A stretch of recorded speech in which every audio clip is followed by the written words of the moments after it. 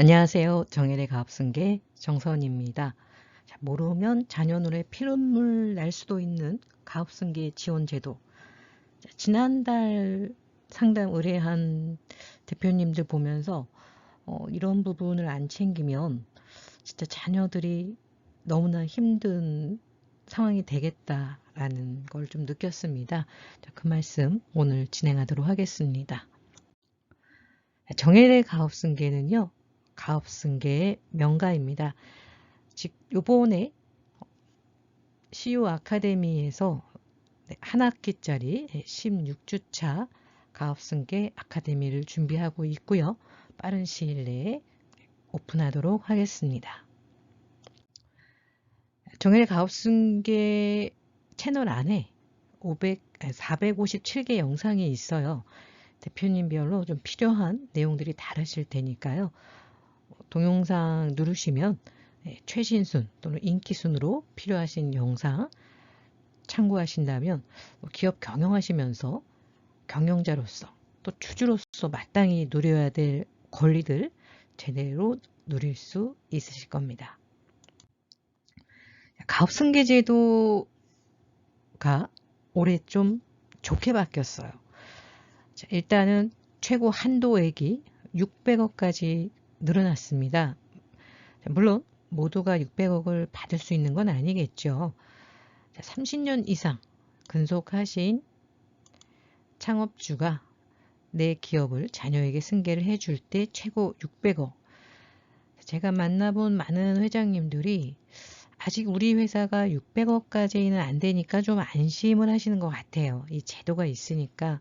하지만 썸네일에서 보여드렸던 것처럼 이 제도에 대해서 제대로 모르게 되면 상속이 발생했을 때 자녀들이 원치 않는 상황에 처할 가능성이 굉장히 높습니다. 우선은 시작하기 전에 상속세에 대해서 좀 대표님들 한 번 더 체크를 해드릴 건데요. 상속세는 상속이 발생을 하면 법정 상속 순위가 있습니다. 민법에 나와 있는 대로 1순위 직계 비속과 배우자, 그러니까 자녀와 배우자입니다. 2순위 직계 존속과 배우자. 존속은 위로 되는 거고요. 비속은 이제 아래쪽이죠. 그러니까 자녀가 없는 경우에 해당이 되겠죠. 직계 비속이나 존속도 없고 배우자도 없다. 이런 경우는 형제 자매. 최근에 세미나에 오셔서 상담 의뢰하신 대표님이 자녀가 좀 없는 케이스가 있었어요. 이런 경우에 기업의 실질 자산을 누가 승계를 받았으면 좋을지에 대한 대표님의 생각은 명확하셨어요. 하지만 아무런 대책 없이 준비 없이 상속이 발생을 한다면 평상시 대표님의 뜻과는 전혀 다르게 직계 존속과 배우자 혹은 형제자매, 형제자매가 없다면 사촌 이내의 반계 혈족. 이 회장님은 함께 고생한 우리 임직원들에게 회사를 승계해 줄 의사가 있으셨는데요. 그런 큰 뜻과는 별개로 이런 법적 상속 순위에 따라서 갈 수 있습니다. 더 큰 문제는 창업주가 생각한 회사의 승계, 상속 공제라는 좋은 가업승계 제도, 이런 제도만 생각하고 있다가는 법정 상속 순위와 법정 상속 분에 따라서 회장님이나 대표님의 뜻과는 전혀 다르게 상속이 될 수 있습니다. 일단은 다 아시는 것처럼 요새는 장남, 차남, 아들, 딸 구별이 없습니다. 아직까지는 자꾸 이제 회장님들이 아들에게 회사를 물려주고 딸은 결혼해서 잘 살고 있으니까 하고 배제를 하시는 경우가 있는데요. 굉장히 위험한 발상입니다. 자, 그 이유는 여러 가지가 있겠지만 우선은 이제 상속세 같은 경우에 상속세 납세 의무자를 먼저 본다면 상속인, 그러니까 민법상 상속인을 말합니다. 앞에서 보여드렸던. 자, 혹은 수유자. 상속인은 조금 익숙하시겠지만 수유자에 대해서는 조금 낯설 수 있으신데요. 수유자는 유언에 의하여 재산을 취득한 자, 사인 증여 계약에 따라 유산을 취득한 자를 포함합니다. 자, 오늘 제가 왜 수유자에 대한 말씀을 드리냐면요. 지난달에 상담을 이제 진행했던 회사 중에서 갑자기 이제 아버님이 돌아가셨는데 다행히 이제 아드님이 회사에서 근무를 2년 이상 하셨기 때문에 가업 상속 공제 요건은 갖춘 회사였어요. 물론 사업무관 자산이 좀 있기는 했지만 어쨌든 가업 상속 공제를 받을 수가 있었는데 이 회사가 오래되다 보니까 세법상 가치만 높아요. 한 50억 정도의 세법상 가치가 됐고요. 자, 아들이 이 회사를 가업상속 공제로 받았습니다. 회사 외에는 기타 자산이 거주하시는 아파트하고 현금이 조금 있었습니다. 그래서 한 15억 정도의 개인 자산이 있으셨는데 아버님이 재혼을 하셔서 새어머니가 있으시더라고요. 자, 그러면 아들은 회사를 물려받았기 때문에 사실은 전체 자산 65억 중에서 50억이 가업이었기 때문에 더 받을 수가 없어요.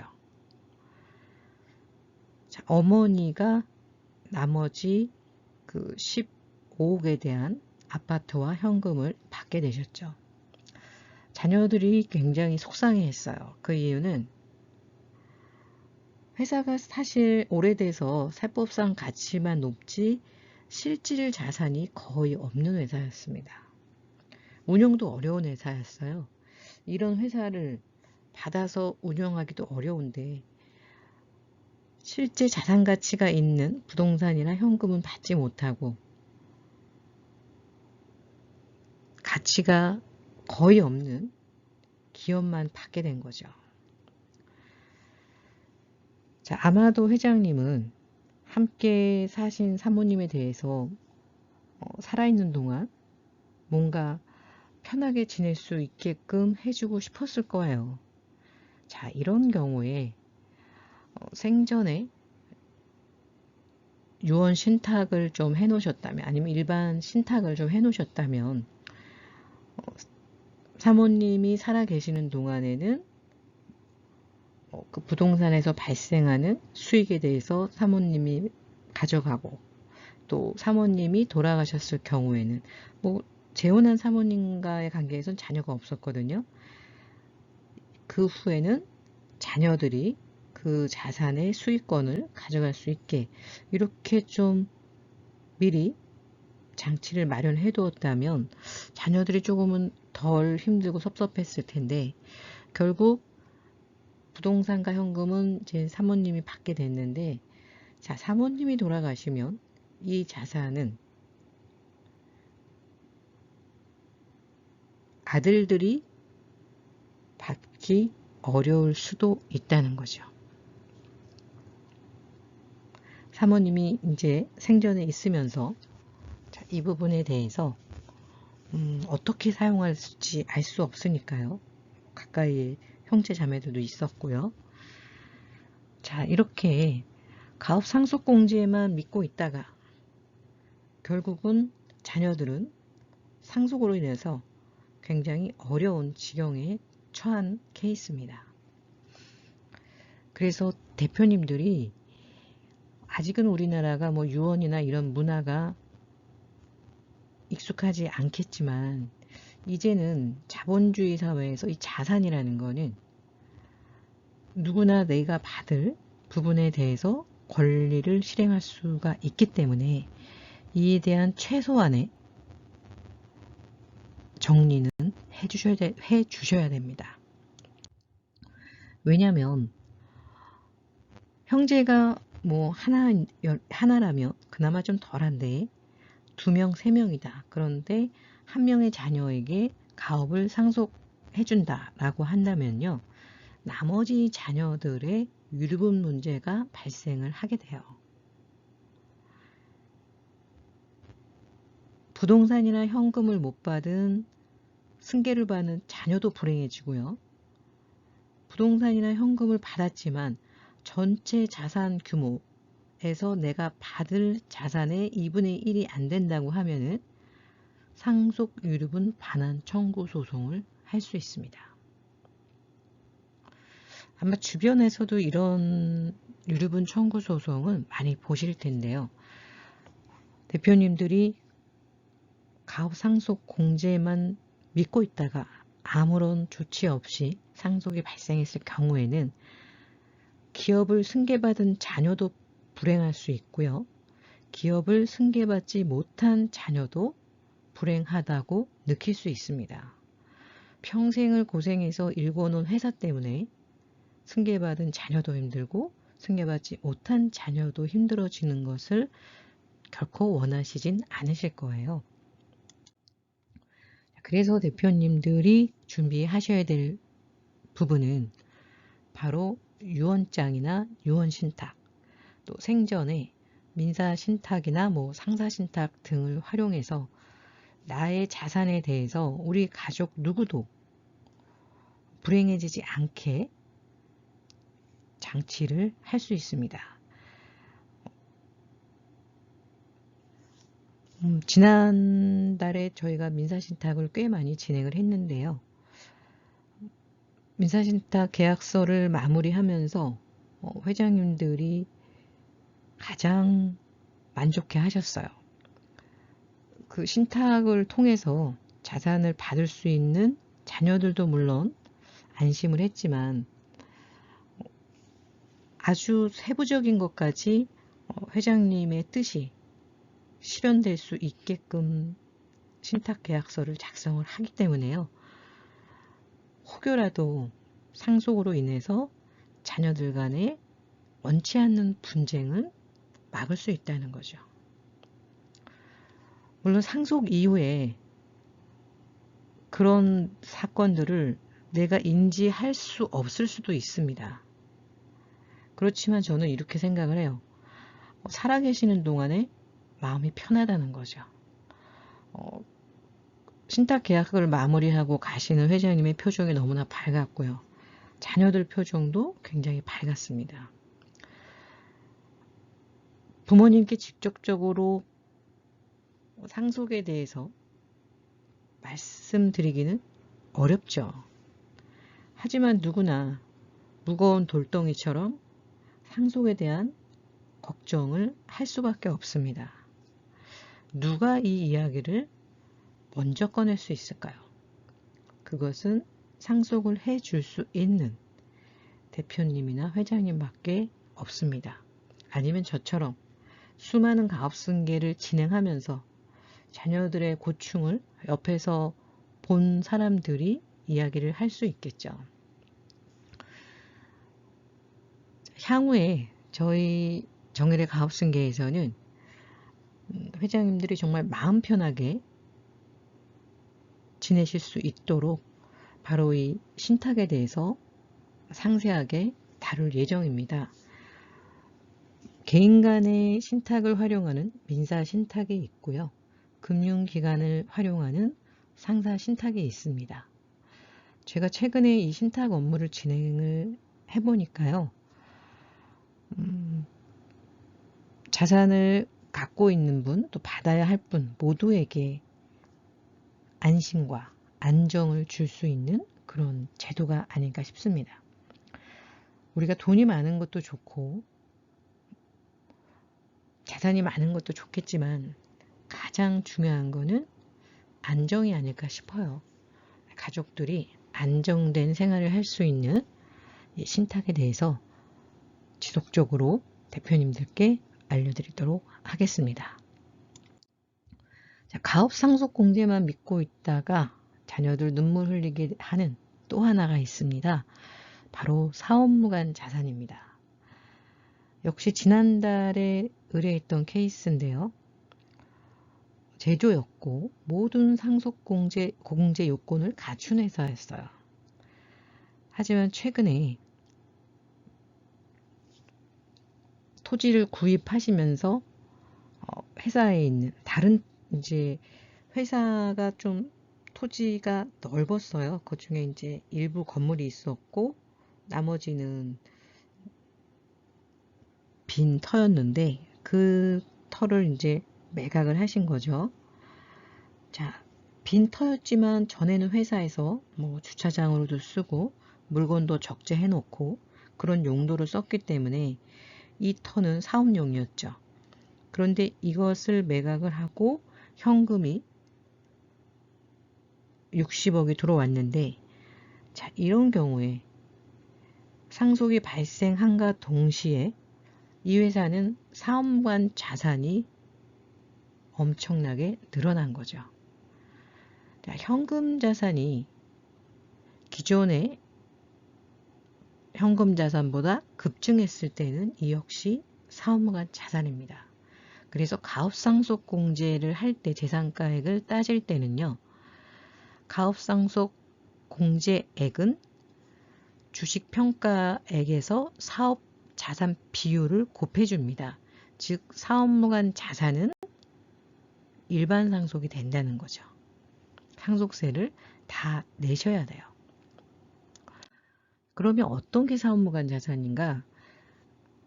비사업용 토지. 자, 이 회사가 회사 부지를 팔고 전혀 다른 용도의 토지를 구입을 하셨어요.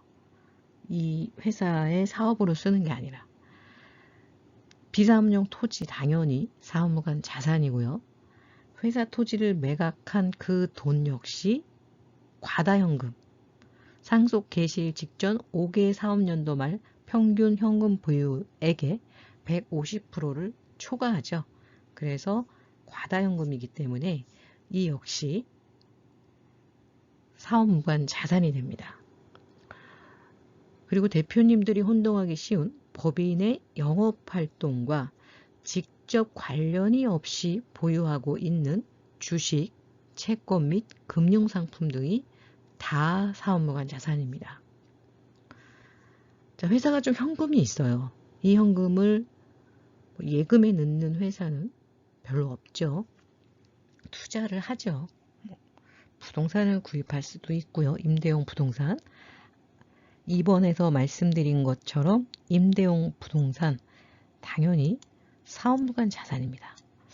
제가 언제 상담을 갔더니 이 얘기를 알려드렸더니 대표님이 우리 회사는 임대업이 사업 목적에 있습니다. 이렇게 말씀을 하시더라고요.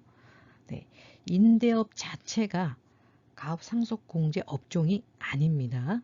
네, 그래서 임대용 부동산은 무조건 사업무관입니다. 자, 대여금, 직원들한테 빌려준 돈. 네. 또 회사가 보유하고 있는 미국 주식, 국내 주식 다 사업무관이고요. 특히 회사들이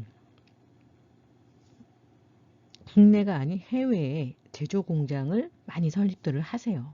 그런데 그 제조 공장을 설립할 때 모 회사에서 100% 출자를 하시죠. 그렇게 해서 설립을 해서 인건비 싼 나라에서 제조를 하죠.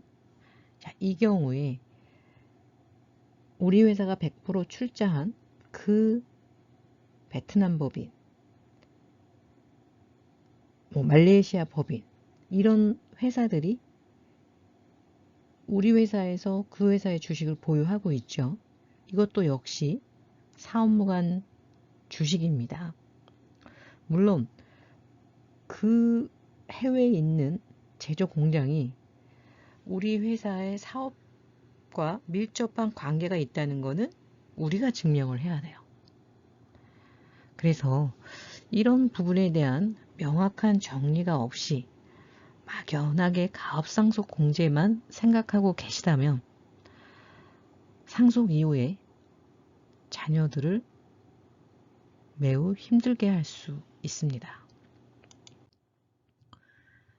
자, 사업무관 자산이 어떻게 보냐에 따라서 31%가 될 수도 있고 11%가 될 수도 있어요. 자, 이것은 우리가 그 자산이 우리 사업과 얼마나 유관한지에 대한 검증을 할 수 있어야 돼요. 그러나 그게 부족하다고 하면 결국은 사업 무관이 돼서 그 자산이 10억이든 20억이든 일반 상속세를 내셔야 된다는 거죠.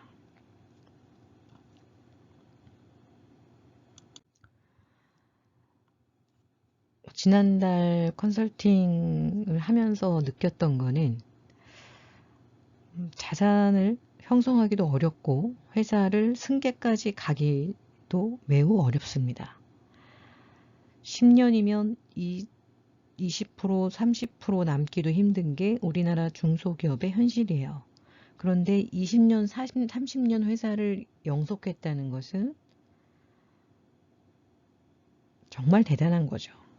그 20년, 30년 동안 얼마나 많은 어려움이 있었겠습니까? 하지만 그 모든 어려움을 다 극복하고 승계라는 100년 기업을 향한 첫발을 내딛는 건데 그 승계 과정에서 상속공제에 대한 철저한 검토 없이 막연하게 상속공제를 생각하고 계시다면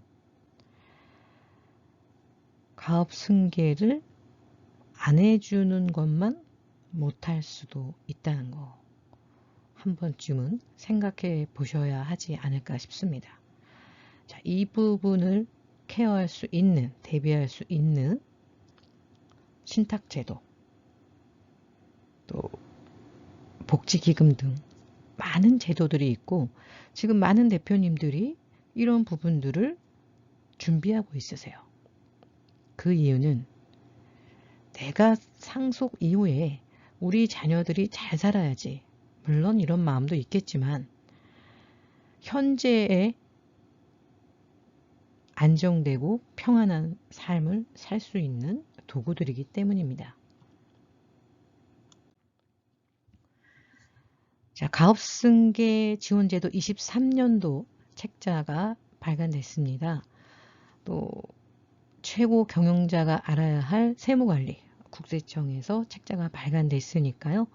영상 하단에 책자 신청하기 링크를 통해서 다운받으시기 바랍니다.